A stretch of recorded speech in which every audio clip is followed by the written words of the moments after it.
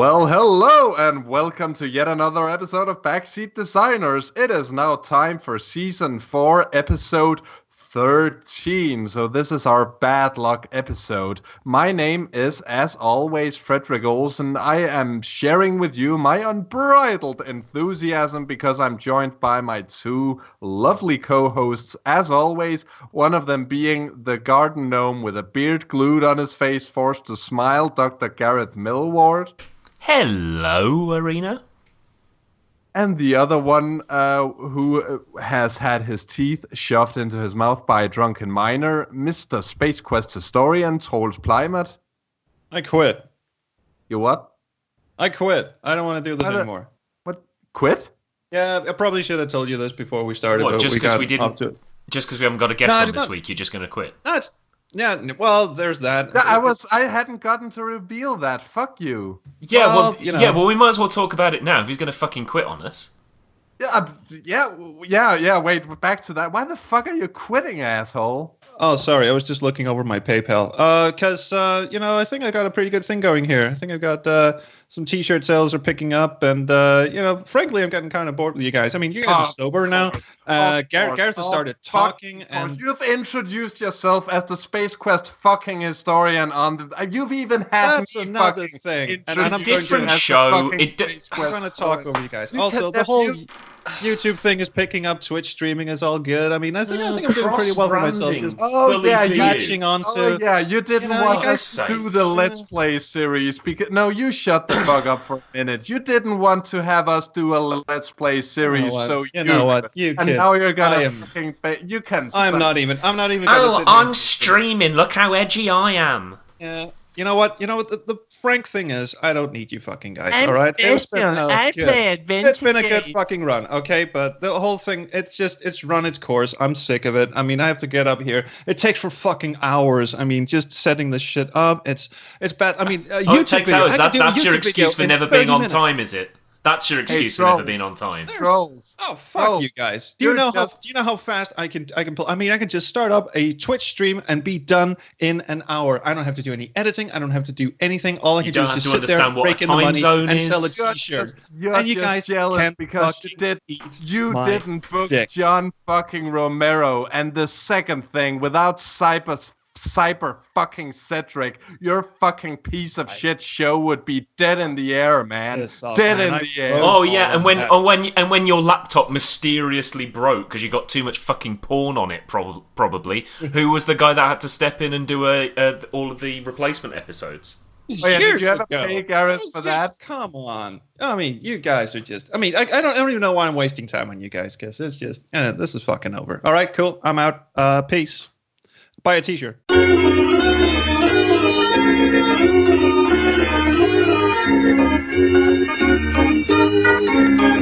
mean, we've definitely got a good episode going, so let's step back a bit, people, because what's happening is that we have reached what we might want to call an accidental mid-season break, because we do in fact not have a guest. If we did have a guest, I'm pretty sure he or she would have bailed on us right now.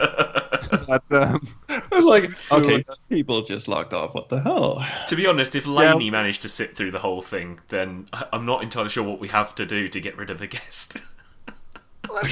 We were gonna have John Carmack on, and he was here briefly, but we went batshit crazy just as we were gonna introduce him. Fuck that noise. We should explain to guests that we're gonna do shit like that. Maybe that would be an idea. But, maybe. I mean, it wasn't like a Tom Hall blow up, but it was close. Oh, don't mention the war. But in fact, what's gonna happen is that we're kind of going to take a step back and look at an artist painting a picture of an artist painting a picture of an artist painting the picture of the landscape. Obscure sci-fi movie reference for you there. And talk a bit about how this show has evolved, because we had a bit of a watershed moment last week. And then after we've done water was everywhere. Yeah, well, there was fluids everywhere. Yeah. Water shit. The water shit moment. And then what's going to happen afterwards is we're going to take a break for a couple of weeks, but then we will be back on your listening devices. So Troels, we started this, the two of us. I'm sorry, Gareth, but you hadn't been invented That's all right. yet. I can. I'll go somewhere else. That's fine. You stick around. We'll get to you. We'll get to Stick you, around. matey.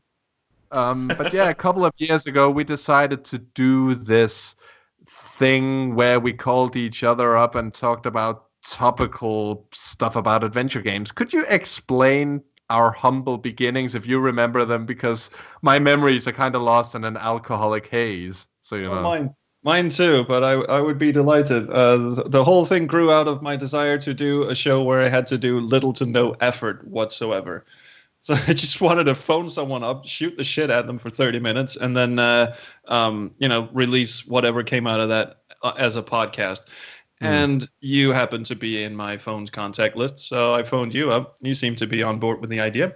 Not the first time that has happened. Yeah, and that was season 1. And it was awful. Yeah. I mean, at that point, things hadn't, devolved, but certain things happened in my personal life towards the end of season 1 that made season 2 slightly more flaky. Don't get me wrong. Calling up and having a good old chat was not the awful part. It's just that I don't think we actually knew what the hell we were doing. No, it was fun, but I think those first couple of ones are very uncertain. Gareth, you listened to it from the very beginning, didn't you? The outsider. Yeah. I mean, the first thing that struck me was these guys are talking on phones. And then when I got beyond that, what you were talking about was very interesting. That's weird. That is not... You're sure you were listening to our show? I mean, after we were done taping those episodes, I was just... I was happy to be, talking to a good friend and, sharing that with the world and all, and covering some topics that I found interesting. But I never really got the sense that we went anywhere with it. It was just... Not really. 30 to 40 minutes of just, bouncing shit back and forth. Moving on to season 2, I always try to do this thing at the end where, okay, so what have we learned this episode? And the answer was invariably, not really anything. Actually, we tried to make up some shit, but didn't really learn anything. And I mean, season 2 was weird because we moved on to video, which had pros and cons. Mostly cons. The two of us are very homely-looking men, so mostly cons. Yeah. Not only that, but all the technical shit. We moved to Hangouts because we thought, okay, this whole, talking on the phones has its drawbacks. The famous we lost an episode. We lost an entire episode, which is unfortunate because that, as far as I remember, is my first historical Virginia Cabus impersonation on this show. Okay, so not a total loss, but it was loss. It was a very good show. I think it was probably the best one we did of season 1, and it is irrevocably lost. It never actually recorded. So we thought, okay, that's convenient. Bit weird. Yeah, our best stuff. That was the stuff that was never recorded. Yeah. Whatever. Yeah, get to hear it. Much like my interview with Al Lowe. Good. Also, some of my best work ever. My God. Well, I mean, now you can look back at the one with Chris Jones and go, at least I made that one. That one recorded, and it was pretty fucking brilliant as well. Yeah, and I didn't even have to tell him to buy a t-shirt. You never know where else Al Lowe might turn up. Was that you sawing something in half? Well, in fact, I mean, we're now talking about video in season 2, but we moved beyond video again afterwards, so you can see me doing the eyebrow up and down thing. You have squeaky eyebrows. But yeah, we did video for season 2. We started using Google Hangouts because we'd had success with doing Space Quest related Hangouts in the past during the Two Guys from Andromeda Kickstarter. We would it's fun, but I have a very hard time with it. I rarely go back to season 2 because there is so much drinking in it, and it kind of got out of hand in that there is an actual episode that features us kind of yelling at each other, certainly on each other's nerves. And I mean, our friendship went through that completely unscathed. And I mean, I've overstepped boundaries since, and you may have too. I don't remember. I just remember that I have. But yeah, such a sweetheart. It was a bit weird. It sometimes feels a bit uncomfortable for me to look at now. It's a bit of a public therapy, I guess. But I seem to remember we had a good time. The bits I can remember were, for the most part, fun. We did have one particularly interesting moment, given that he joined us afterwards, because Gareth did in fact visit my apartment, and we did an episode together, all three of us. Yeah, we did. Yep. And there was a lot of alcohol there as well. There was a lot of alcohol there, and one thing that I do want to get on the show is that after we'd done that, Gareth and I basically hung out for a while, and then we went. You know where I live? I live about 20 minutes. I know where you live, bitch. Dude. And we walked down to the city center because I had to drop Gareth off at his hotel, and we went past a pub, and he just looks at me, and I look at him, and we go, "Want to go for a pint?" Yeah. And it was probably 1:00 in the morning, and I had to go to work the day after, which I did, but I was a tad late, naturally. And maybe, a bit red around the eyes. Yeah, quite a bit of drinking. But I mean, I did get to hang out with Gareth for a couple of days, which was great fun. Well, your beer is much, much stronger than ours, which is something that I kind of noticed about halfway through the night. Which is weird. I've always thought, you were looking at British Tad beer Dead with the day after. Yes. I thought British beer was like this viscous thing with like little bacteria swimming in it. You have to serve it lukewarm, otherwise, I think we do have room temperature beer, but it's usually between 3% and 5%, whereas you drink it like fucking wine. It's ridiculous. But it's very nice. I mean, skipping ahead a bit, of course, Gareth and I, pre-Adventure X, also went on a bit of a pub crawl. And, yeah. and through the underground system, because Gareth doesn't know his way around London. Right. that was not Oxford Street. Brings that up as much as possible. It's just that's where I noticed British beer is usually like 3.5% or something ludicrous. It tastes lovely, it's not that, but ours is indeed much stronger, which may go some way to explain season 2.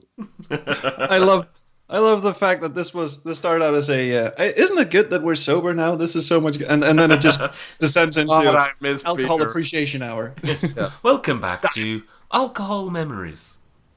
No, I mean, we also did this little thing while we were doing season 2 called Open Crowdsource, and in fact, that's where Gareth rears his head the first time as an equal participant. So when I go track that back, Gareth, what was the impetus of that whole idea? I was bored, and we kind of were just sort of talking about things that could be done with Hangouts. Does Hangouts still even exist? Kind of. It does, but they separated it from Google Plus, that was always a fucking piece of shit back in the day. So I'm glad they have it as its own thing now.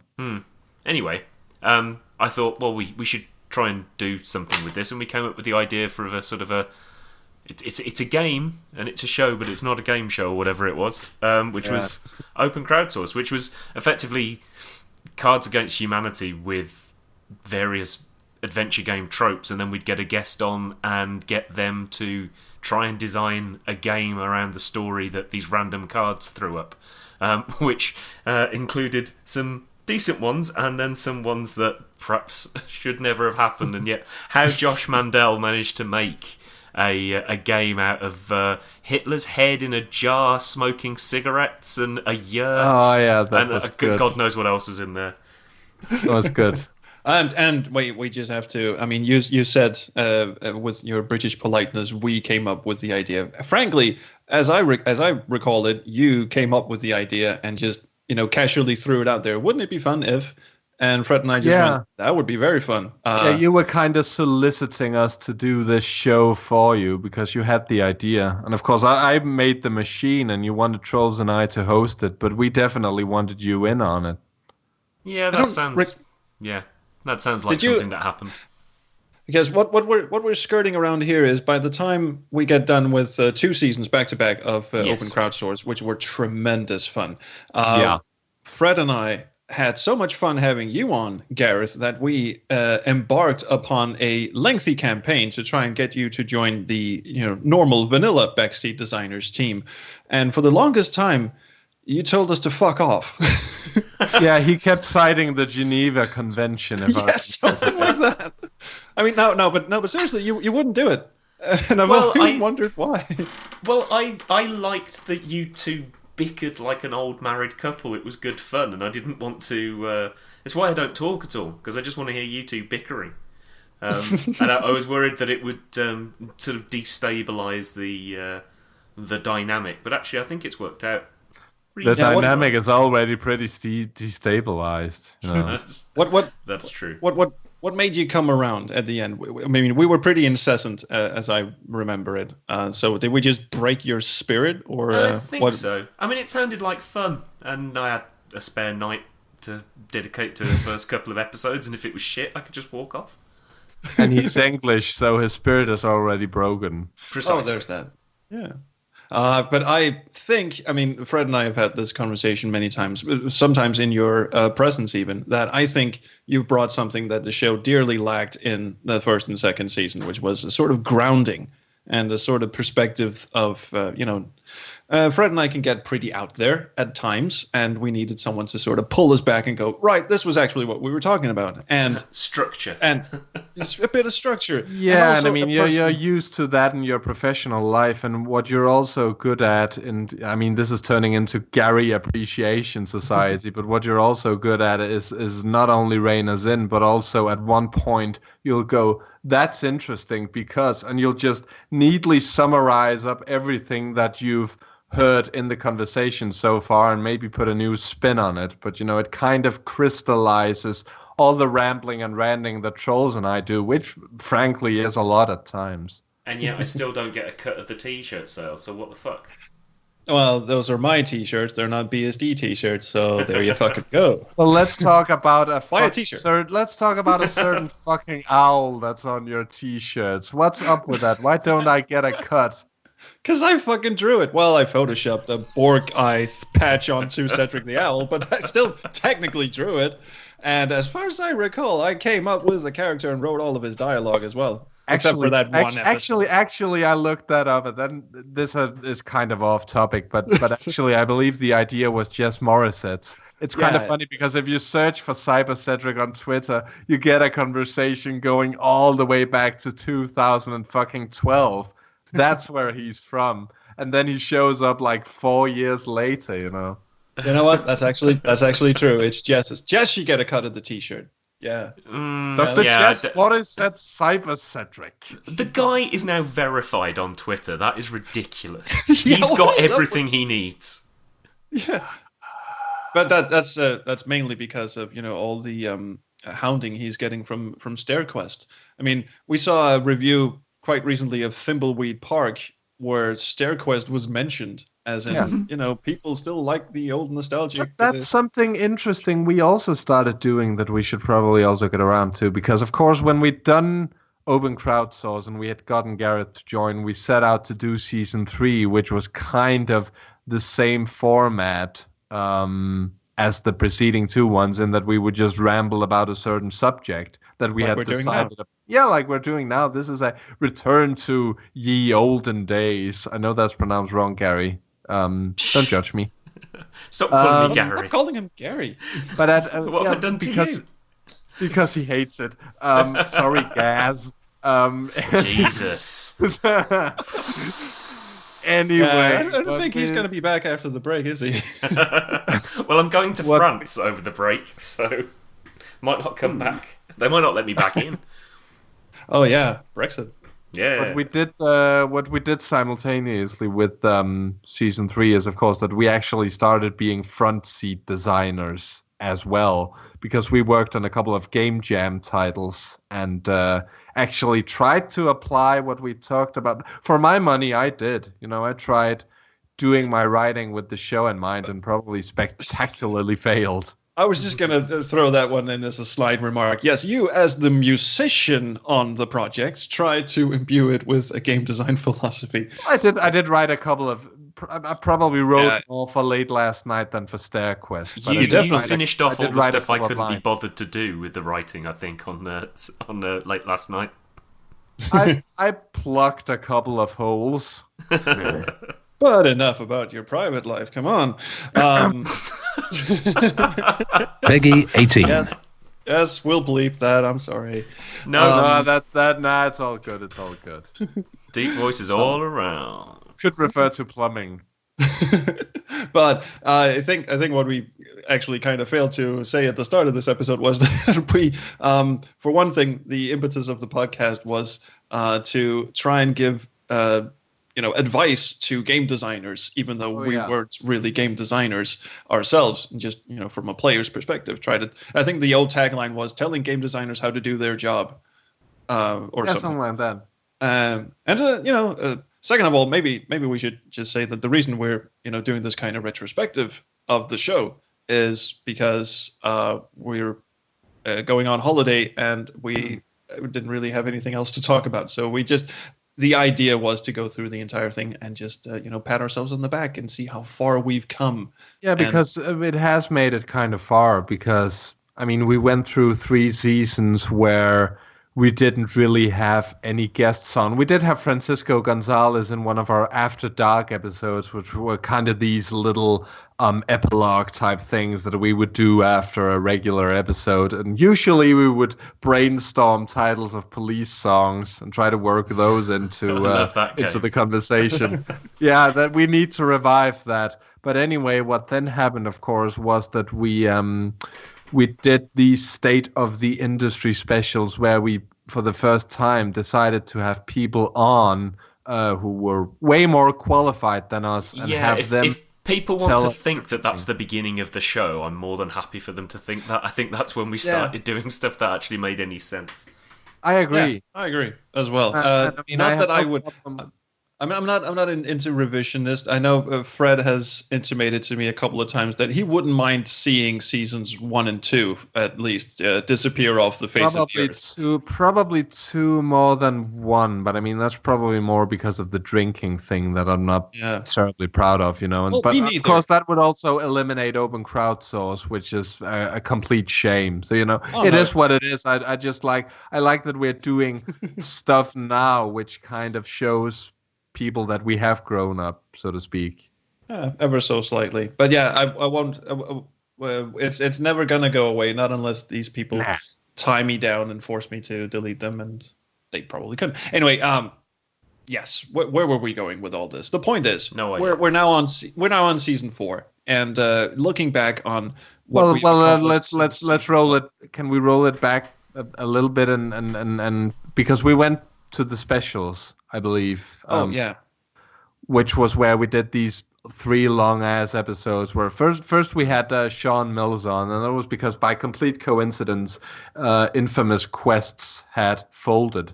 So we decided we needed to cover that, I guess. And interestingly enough, the first thing you and I ever did, Troels, with season 1 was covering the revival of Sierra. So yeah, that's the very first episode. So we weren't new to it, but in this particular case, we wanted to have Sean on because Sean speaks absolutely freely. So we thought we wanted his perspective. So even cunts owe me money. That's the one. That was his perspective. I think it was because he understandably had to let off some steam on Twitter, and I can't remember. I think he pretty much invited himself. He prefers to let off GOG than Steam, doesn't he? Well, yeah, because he gets so many requests for Steam keys, lol. But he pretty much invited himself on the show. I think he just basically said, "Hey, can I come on your show?" Because I, have. We were getting into this discussion on Twitter, and Twitter's not really geared for cogent debate, as it were, with 140 character limits and all that. So he said, "Well, can I just come on your show and I'll just rant all I want?" And yeah, sure. No one listens to us anyway. Come and join us. Little did he know that would be the start of us actually starting to vaguely mean something in the adventure game community. Yeah, people started listening, and one particular person who started listening was Dave Gilbert, who wanted to join because he felt that some of the things Sean had said were not entirely correct. So we decided to do another special. We've done this with a company that for some reason or other failed to generate the revenue they needed. Well, here's another guy who has succeeded in every possible way. What does he think? So, that was kind of interesting. And then, of course, finally, when we'd done that, I think we looked at Phoenix ourselves, didn't we? And thought, there are these other guys over here who are also pretty big name people, but they've scaled down since they started. What do they make of all of this? And that's when Katie joined us.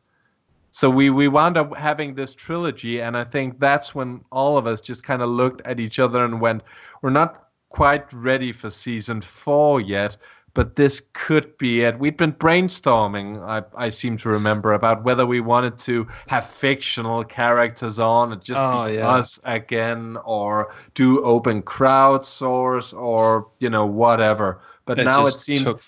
I think it took for fucking ever because we really couldn't decide what we were going to do in the future. I think, for my money at least, it was one of the. I just done a Space Quest Historian podcast season 3 where I had interviews on every episode, and it was fun.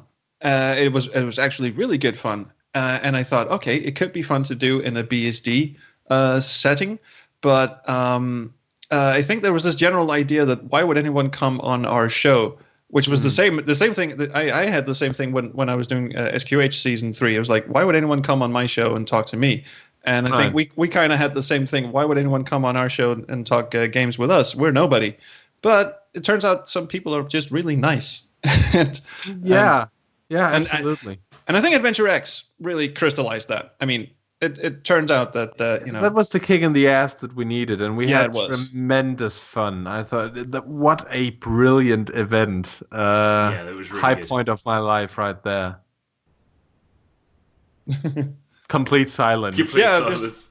I say high point of my life, and everyone is stifling laughter. That's when we went. We could have some of these people on the show and talk to them, and that's when season 4 happened. And I think we went off on a very high note because you had booked Mr. Fulbright himself, Steve Gaynor, who originally, I believe, wanted to join the Space Quest Historian podcast, but the season had ended at that point. So you turned him in our direction instead, and he admirably came through, and we did a first episode and went, this is really cracking, It was very, very good, yeah. If that had gone wrong, there wouldn't have been any more guests.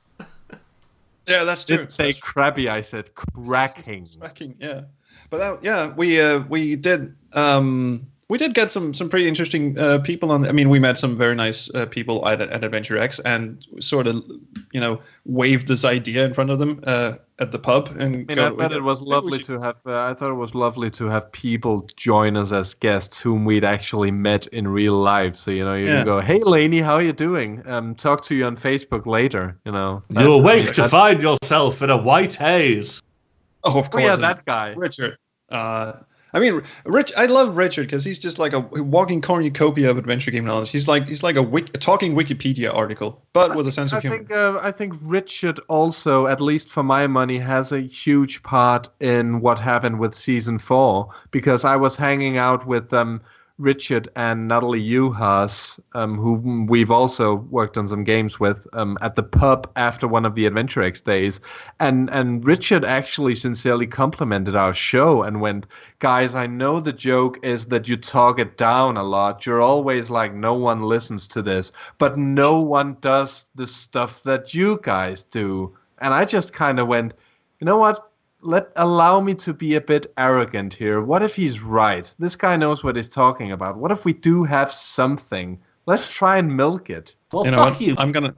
That's what he said afterwards. Yeah, I'm gonna leave the arrogance to you, because every time I get a big head, something awful always happens. So I'm gonna keep talking the show down, just to stay level-headed. Any amount of praise is just gonna go straight to my head and will be in massive amounts of shit. Let's look at season 4. We've had some real. Every single guest this season has been very dear to me, and we've managed to get some really, really great episodes out of all the guests, really. But to me, it's been mind-blowing that I am apparently at a stage of my life where I can ask John Romero on Twitter, do you want to join this podcast? And he'll just write me, yeah, sure. And he, and we can DM each other because he fucking follows me. So it becomes very easy to set this thing up. And, holy shit. How did we, that's what we were supposed to answer, but really, how the hell did we get there?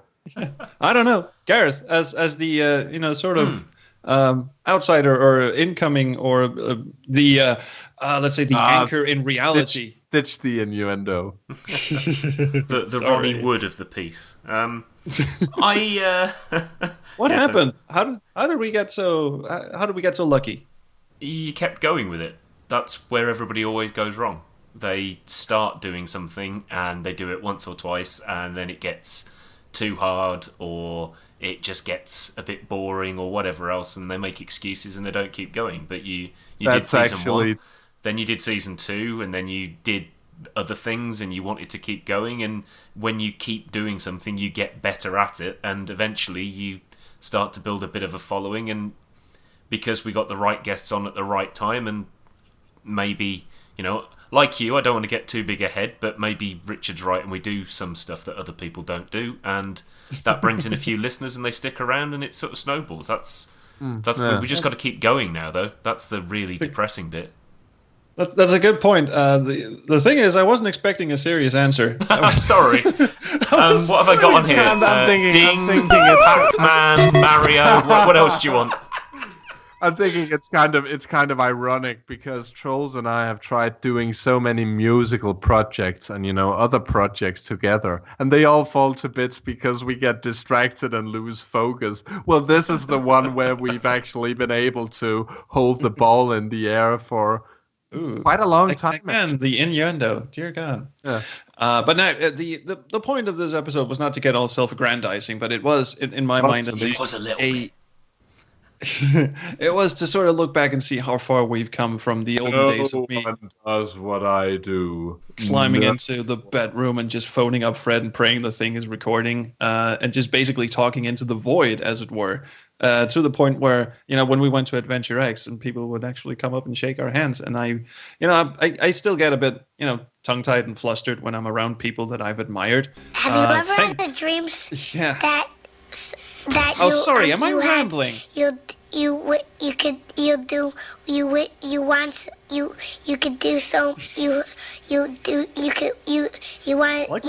stop this at any time, so much you could do anything. I just love that clip. No, you're making perfect sense. But you said that you sometimes stumble, and it just made me think of that clip, and I have to play it through. It's the law. Yeah. That is actually the law. Yeah. Yeah, because the kids should get to finish the question. That's true. Yeah, I never get to finish, so at least someone should. No, I'm just kidding. Again, innuendo. Yes. I think we're getting pretty good at that. So what do you guys think? We should. I think did we cover the actual announcement? We're taking a break, but for how long and when? I did mention briefly that we were taking a break, but I don't think I mentioned it in detail. So what's going to happen is after this, we're going to be off the air for 2 weeks. We're going to go on BSD holidays. We're going to imagine the three of us buck naked in a sauna somewhere. No. I'm wearing a towel. Okay, don't imagine that. But yeah, that's what's gonna happen. I'm not the sauna bit. Metaphorically. Wait. See, I didn't say where on my body I would wear the towel. See, I would fashion it into a turban, and stunned silence. No. Yeah. No. All right.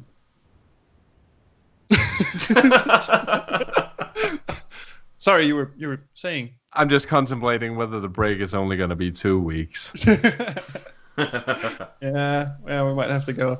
No, but yeah, we're taking a, and the thing is, it's not that we technically want to take a break, because I do think we're on a pretty hot streak, as it were. It just again with the innuendo. Yes, I'll show you my hot streak later.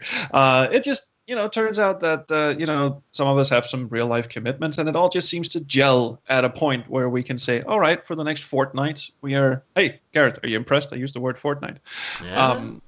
We can just sort of take the fortnight off and come back strong. We've already got at least 2 very good episodes in the wings. Actually, there's a question I've wanted to ask you. I don't recall the discussion that we had in our little Facebook chat where we plan all this shit. But at some point, the decision was made to not announce the next week's guests. And I mean, I don't particularly mind, but I don't recall the rationale behind it either. I think that was definitely us getting a big head. I mean, at one point, I think we started off simply by wanting to keep people a bit in the dark about we've got the guy who did Gone Home on the show. And I was very proud about that. And I think we just kind of wanted to tease people a bit, you know. I think we also didn't want to announce that we'd got people before we'd recorded anything and that sort of thing as well. Right. Well, for my money, I wanted to, you know, lure people into listening, you know, by teasing them a bit, you know, the hype train, as much of a hype train as we can muster. I mean, it's barely even a hype wagon. Hell, it's not even one fucking wheel. But it's chew. It's a hype unicycle. But choose all around. God. But it actually worked out because I think it was after episode 3 when we decided that, hey, as long as we're, you know, keeping people in the dark kind of thing, maybe we could do something fancy for the Patreon backers. Technically, people who have been around since season 2, most of them, I think. I think we started Patreon in season 2. We did, yeah.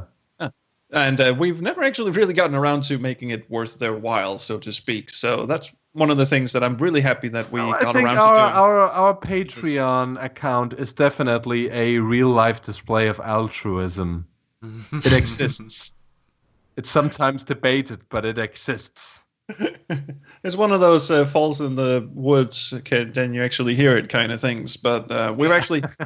We've started. I mean, Patreon backers get the sort of before the episode starts, kind of banter back and forth, sometimes heavily censored.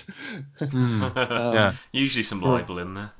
There's usually some libel in there, yeah. Because we mentioned libel alert, libel alert, libel alert, libel alert, libel alert.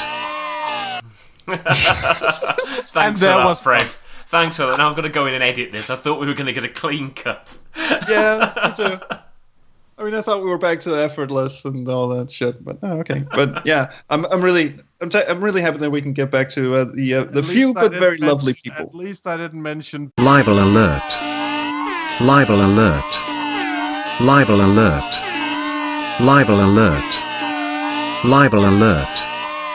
Oh my god! Just you're making these jokes, but nobody's going to be able to hear them. Yeah. Well, at least they're not. Oh, we're now going to cut that out. Yes. Oh my god! Everyone gets one in. Oh, and on this bobsled, we should probably end it. Yes, we should. Because season 4 so far is very lovely, and it is a high point of every single week in my life that I get to do this with you guys, so thank you. Libel alert. Libel alert. Libel alert. Libel alert. Libel alert. And we're probably gonna, you know, just a good measure, humor me and cut that one out as well. Okay. It's such a pity that people... You fucking piece of shit. I'll take you. Alright, I seriously quit now. I seriously quit now. Can I come? Yeah, let's go do a spin-off show. I do not want to do a podcast with this man anymore. Well, you just put him through hell. Come on. No, but seriously, I will echo Fred's sentiment. I love the direction we're going in. It took us... That's because your equipment always echoes. Ooh, yeah. In your chamber, no less. Echo chamber. See what I did there? It's clever. But yeah, it's clever. it took us 4 seasons to finally sort of gel, I think, and I think with the addition of Dr. Millward, I think we have a central team that actually works, and getting people who actually know their shit on the show to sort of banter around with whatever the hell that means, really works. So I'm just proud of how far we've come. Not to say that we haven't got much to learn as was evident just a second ago. But it's a high point for me as well, and I'm like, thank you, gentlemen, for still wanting to stick around with me. Right back for at now. you. For now, exactly. See there. There's the British. It's just a matter of time. It's just a matter of time before someone invokes Article 50. Yeah, right, fine. Let's end this. Yeah, and also libel alert. Libel alert. Libel alert. Libel alert. Libel alert.